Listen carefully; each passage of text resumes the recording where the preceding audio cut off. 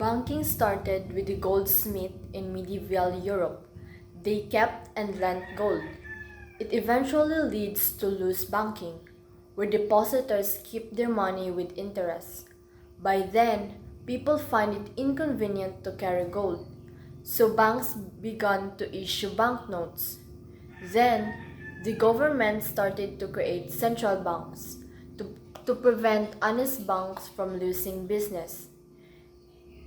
A fractional reserve bank is a system that lets banks lend out customers' deposits. BSP functions. Liquidity management. The BSP is responsible for the formulation and implementation of policies for money supply. Currency issue. The BSP has the right to issue national currency that is authorized by the government. Lender of last resort. The BSP offers discounts, loans, and advances to banks. Next is financial supervision. The BSP has control over banks. Management of foreign currency reserves.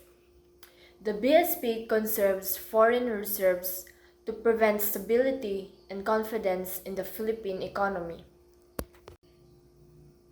Next is determination of exchange rate policy. The BSP determines the exchange rate policy of the Philippines. Classification of banks.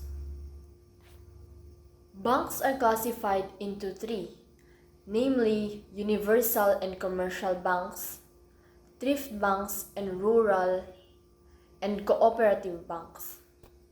Universal and commercial banks. Universal banks are the same as commercial banks. Both offers the entire range of financial services. Commercial banks may invest in allied enterprises. Thrift banks. Thrift banks are financial institutions that offer savings, checking accounts, and mortgages. They also offer loans to businesses. Last, rural and cooperative bank. Rural and cooperative banks are banks in rural areas that offer loans and advances to workers and employees. They accept savings and time deposits.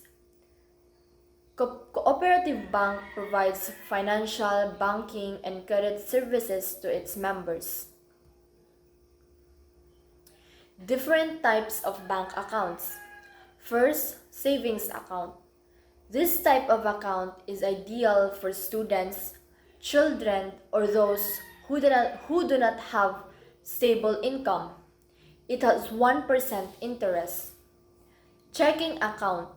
Checking account can be used for everyday expenses. It has higher initial deposit than savings account. Time deposit account. This account allows the user to earn higher amount of interest. Foreign currency accounts allow the customer to hold multiple foreign currencies such as dollar, yen, and pound. Joint account. This type of account has two or more owners.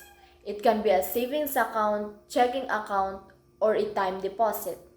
Services offered by banks. Accepting deposit. Main function of the banks is to accept deposit. They secure the money of the depositor.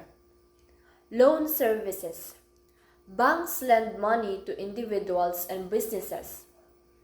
ATM services. It is a machine that allows the user to withdraw and deposit. Credit card. It allows the cardholder to pay for need and wants up to a predetermined amount, and the cardholder repays the bank through monthly payments. Debit card. Debit cards draw money directly from your checking account when you make the purchase. Online banking. It allows the user to monitor and use their account via the internet. Organization and structure of banks. First is the executives. They decide what the bank should do and ensure that it is done. Directors, they review, approve the strategies and objectives of their business unit. Department managers. Managers are the one who will implement the strategies and objectives of the directors.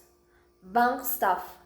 They are the ones who assist the customer, such as tellers, personal bankers, and courier services.